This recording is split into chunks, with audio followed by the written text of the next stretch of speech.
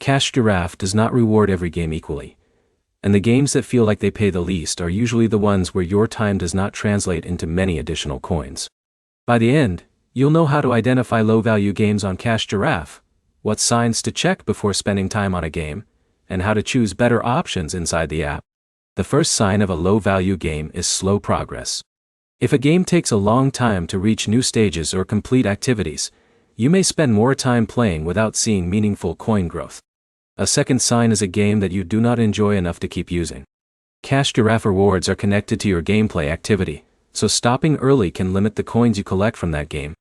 The best way to avoid wasting time is to check the available reward information before starting. Compare the game options inside Giraffe and choose games that match how you normally play. Another thing to watch is tracking problems. If your gameplay is not being recorded correctly, even a good game choice may not produce the expected rewards. Make sure the game was installed through Giraffe and that required permissions are enabled. You should also avoid choosing a game only because it appears to have a large reward. A reward offer only matters if you can actually complete the required gameplay. A smaller reward from a game you consistently play can be more useful than an offer you abandon quickly. Games with repetitive actions, slow unlocks, or gameplay that loses your interest quickly may not be the best use of your time. The goal is to find games where your regular playing habits and the app's reward system work together. Remember that Giraffe offers can change over time.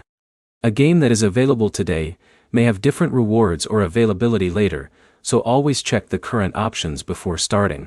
The easiest way to improve your results is to test a game briefly, confirm that tracking works, and continue only if the experience matches your expectations.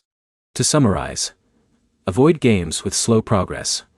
Check reward details before installing, and confirm that Giraffe is tracking correctly. Your next step is to review the current game list in the app and choose options that fit your playing style.